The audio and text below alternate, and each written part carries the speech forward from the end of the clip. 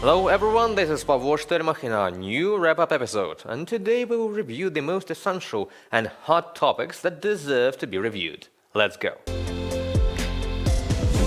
The United States Secretary of State Marco Rubio declared in the last moment that he will not negotiate with Ukraine and the allies in London. The question at stake: Ukraine refused to give Crimea to Russia. Yes, now the question stands to recognize Crimea as Russian territory legally and forget about ever returning it under Ukraine's control and lifting all the sanctions from Russia imposed since 2014. The second point is even more peculiar than the first one. If declaring sovereign territory of another country a part of the other country which took it by force is just unacceptable, then lifting sanctions means only one. Putin wants to revive the economy and build an even bigger armada of an army that nobody in Europe will be able to stop, even united, without the US support. And many have rightful doubts that US support will not arrive if Russia goes force in its European conquest. So what happens next? Ukraine and the allies remain stranded while Russia and the USA representatives have meetings and shake hands at those very moments as Russian cluster missiles hit Sumy on the Palm Sunday. Even as Putin announces Easter ceasefire, Russian guided bombs hit Zaporizhia and other cities. I repeat, they strike civilians. What is that if not hypocrisy in action?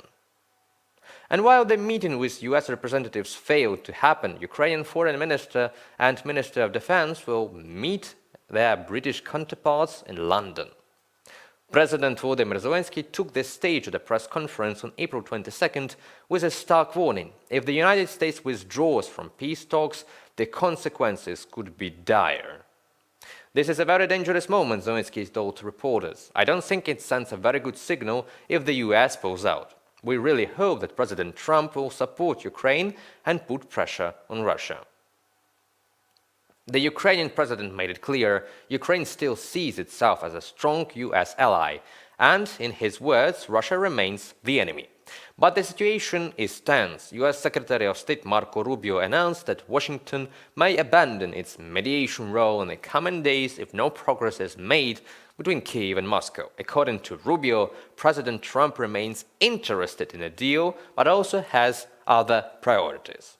And Trump's peace plan, what is it? It is controversial. It would require Ukraine to make deep concessions, which include formally recognizing Russia's control over Crimea, accepting de facto Russian occupation in parts of Luhansk, Donetsk, Kherson, and Zaporizhia oblasts, abandoning its NATO aspirations entirely. Zelensky has already ruled out that Crimea clause, calling it unacceptable. The result? Rubio and US Special Envoy Steve Witkoff cancelled their appearance at the scheduled ministerial summit in London. The higher-level meeting was downgraded to a working-level discussion, signaling a serious diplomatic rift. Secretary Rubio is a busy man. He is one of the most active, if not the most active, Secretary of State I think we've had. And that, of course, affects every day for him. And so when there's certain plans, they're conditional. And in this particular instance, while the meetings in London are still occurring, he will not be attending. But that is not a statement regarding the meetings. It's a statement about logistical issues in his schedule. Tammy Bruce, U.S. Department of State spokesperson, during the briefing. As this quote can be interpreted as a diplomatic decline of top US representatives' presence, the situation around possible peace deal between Ukraine and Russia continues to grow tense. For the first time since Russia's full-scale invasion of Ukraine in 2022, only half of Americans now label Russia as an enemy. That's down from 61% in April 2024, and even more dramatically from 70% in March 2022. What's driving this change? Largely, it is a shift among Republicans, just as President Trump intensifies efforts to broker a peace deal with Moscow. Among Republican voters, only 40% now consider Russia an enemy, down nearly 30 points from the early days of the war. Instead, more Republicans now view Russia as their competitor, and 12% even describe it as a partner. That's a sharp contrast to Democratic voters, 70% of whom continue to express strong support for Ukraine and deep distrust of the Kremlin. The poll, conducted just after a highly publicized call between President Trump and Vladimir Putin, reflects a broader shift in US foreign policy. Trump has made it clear that he seeks warmer relations with Russia. In his own words, the United States is a much different country than we were a few months ago. He has repeatedly blamed the war on Ukrainian leadership and former President Joe Biden, accusing them of provoking Russia. Trump's comments have sparked controversy. And this week, following a Russian missile strike on Sumy that killed 34 people, Trump called the attack a mistake, a statement that drew swift backlash from Western allies. Critics say his comments risk legitimizing Russian aggression. Meanwhile, support for US aid to Ukraine has also dipped. Only 44% of Americans now say that the US has a responsibility to help Ukraine defend itself, down from 50% in November. Among Republicans, that number has plunged to just 23%. And while Ukraine is blamed for not giving up its territory, Russia continues to demonstrate its unwavering desire for peace by killing more Ukrainians in Marhanets this time, which is near the city of Dnipro. A drone strike hit a bus carrying workers to their enterprise. 43 people were wounded, 9 reported to have died. Other cities of Ukraine also suffered from severe shelling. For example, Sumy, the city that was targeted by cluster missiles on Palm Sunday, was under attack again. Now by Serin Shahed-type UAVs, which terrorize locals. Enterprises, homes and other places were damaged by the strike. 6 people are reported to be wounded. Russian forces attacked one of the key energy infrastructure enterprises in the city of Kherson for over 24 hours. On the morning of Wednesday, April 23rd, the head of the Kherson Regional Military Administration reported that Russians had targeted the facility that supplies electricity using artillery and drones. Our military fought throughout the night to repel enemy strikes. However, the Russians achieved their goal and destroyed the energy facility, Putin wrote. Energy workers are doing everything possible and impossible to stabilize the power situation in the city. And he also asked to use electricity as sparingly as possible, as emergency outages may occur in the near future, the official warned. So Kherson now faces severe power shortages as Russian attack knock off the power grid supply. Ukraine has offered to extend the silence after Easter and make it complete. Our proposal for a ceasefire on civilian objects also remains in force. We need Russia's serious readiness to talk about this. There are no and will be no obstacles on the Ukrainian side. Volodymyr Zelensky, President of Ukraine, on Telegram. And more about the current US policy, we will talk with Mr. John Herbst, the former US ambassador to Ukraine. Greetings, Mr. Herbst. So, hello, Mr. Herbst. We are currently on the recording. Yeah? Good. It's nice to see you, and what I would like to discuss with you is the diplomatic way of things that is happening right now, and to be more specific, the refusal of Secretary of State Rubio and Mr. Witkoff to come to London after Zelensky has refused the possibility of recognizing Crimea as a part of Russia. Only Mr. Kit Kellogg arrived to London, and there were no big announcements there. So what can you tell us about this situation right now? What is happening, maybe, you know? Look, I don't have inside information, so I can't tell you precisely what's happening. It's conceivable that what you've just said is a correct interpretation of events, that the United States is insisting that Ukraine recognize Crimea as Russian territory, and because Zelensky properly said no, Rubio and Witkoff are not going to that meeting. That's a possible explanation. The other explanation is that Rubio has other responsibilities, and Witkoff too, and they saw no need to go because Kellogg is perfectly competent to go and talk to Ukraine about how to achieve peace by negotiations with Moscow. We just don't know. I do know this. if the United States is actually pushing Ukraine to recognize Crimea, they would be the Trump administration, to its own reputational risk, would be changing essentially 90 years of American diplomacy. We refused to recognize Moscow's seizure of the Baltic states in 1940, the Wells Doctrine, and that served the United States very well, especially when the Soviet Union came crashing apart. And Trump himself issued a doctrine very similar regarding Crimea during his first term. So here he'd be changing his position on a matter of principle, again, which has served the United States well. I can understand why Mr. Witkoff, whose diplomatic skills are not particularly high, would see this as a good idea. I can't imagine why the United States government would endorse such a proposal. So we see while Mr. Witkoff is in Moscow on Palm Sunday, Russian missiles, cluster munition missiles, two of them were hitting Sumy, the regional center of Ukraine, with many civilians dead. At the same time, we hear accusations from Russia that Ukraine doesn't want peace. And if that is not clear hypocrisy, then what is that? I mean, the process, diplomatic process, Russia stopped most of its activities on the front line just for 2 days on Easter, and we just have seen the, the improvement of that. If Russia wanted to stop this war, the war would stop. And where are we now? I mean, we hear accusations that it is Ukraine's fault, the war, and Ukraine doesn't want to stop it, and we have to recognize Crimea as part of Russia. It seems like a farce to me. It's something of the crazy stuff that you can hear. I couldn't have imagined that. It's actually pretty simple. Putin's objective is to take effective political control of Ukraine, which means taking a good bit more territory. Trump's stated objective is to quickly achieve a durable peace. Ukraine's goal is to return as much of its own territory as possible. Trump outlined a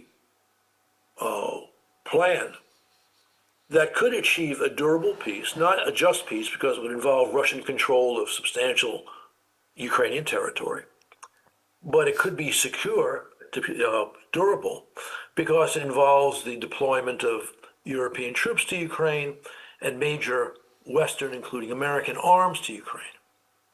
Russia has rejected every proposal Trump has put on the table. The general ceasefire, which Ukraine accepted without conditions. They did accept sort of the energy infrastructure ceasefire, where they violated quickly. They refused even the naval ceasefire, which was a huge gain for them. Ukraine accepted it. So it's clear who's the obstacle to peace. Unfortunately, Trump's approach that he's mentioned before he became president, and in the first couple of weeks of his new presidency, said he would put pressure on the side that's an obstacle to peace. We saw him put undue pressure on Ukraine for no good reason back in late February, early March. Actually, it was early March. We've seen him put no pressure on Russia for being a very clear obstacle to peace.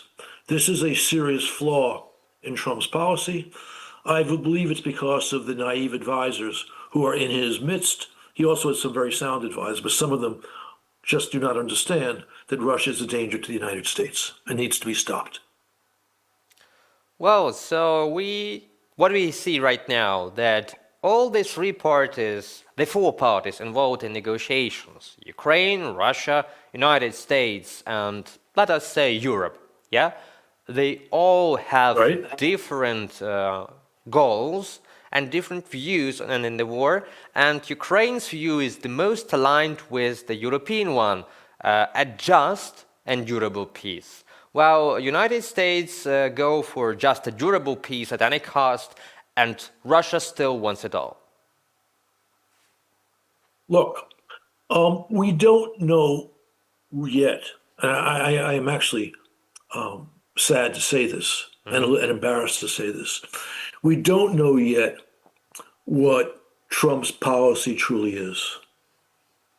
Again, the policy he stated many times, or he or other people around him stated many times before the inauguration and for the first few weeks after the inauguration, could produce a durable peace, which would, from the standpoint of American interests, not be a bad thing. From the standpoint of Ukrainian interests, it would mean secure existence, albeit Ukrainians would live under Russian occupation and occupied Ukraine. So that's why I don't call it a just peace. But there seems to be confusion in his policy. They added a new goal with Russia, a very fatuous goal that Obama tried, of a reset with Russia, a failed policy under Obama. Biden sort of tried, he tried a stealth reset, it failed. If Trump tries, it will also fail again, and it gets in the way of a sound policy to end the war. So we don't know if Trump will move in the direction you've just said. I understand why many people are concerned that he will. Certainly the policy of the White House since February 12th, the day of the first acknowledged phone call between Putin and Trump, has not been a tower of strength, has only encouraged Russia, and for that matter, China, about American absence of sure purpose, American weakness. But Trump has not gone fully in that direction. And because it would be very dangerous for his own reputation to do that, I think there's still a good chance sound policy will prevail. But it is right now a question and not a certainty. Well, that seems really reasonable. And maybe you have some diplomatic insights from your experience. Let's not make prognosis, but let us just make assessments. If those relations between Russia and the United States can be reset during this, ruler in the Kremlin, this regime in Russia, which I believe is not really possible, and the United States' influence over Asia seems to be weakening after this tariff war started out, and China seems only to gain influence on those countries where the United States' influence is now absent. What do you see in these tendencies? How the situation, let us say, in the United States can develop? We've focused thus far only on the Trump administration. But America is a democracy. While the Republicans have firm control of all three branches of, let's put the judiciary to the side. They have control over the Senate, the House, and the White House. But we know that a large number of Republicans in Congress are Reagan Republicans who believe that American strength globally is critical, that American leadership globally, starting in NATO, is critical, that America's allies are in fact a source of support for the United States, that the Bretton Woods system that we created after World War II works very much in our interest, and they right now, people of this point of view, are somewhat under the control of the White House. They see Trump as very powerful among Republican voters.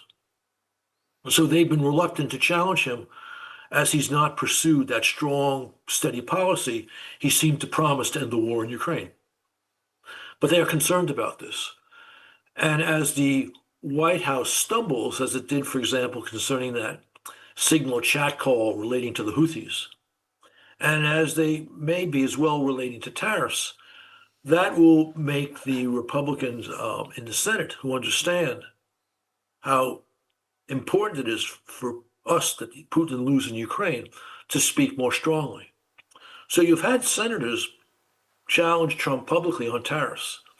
This could ultimately lead to challenging him on his policy towards the fatuous policy we see as approaching and believing Putin, that some of Trump's advisors recommend strongly. Well, that seems to be be a fair examination of what is happening. I've heard that there was a speech that broke the record in the Congress, that it was so long, and it was a critique of the new administration's actions, some of them. And I believe that we will see more developments coming up.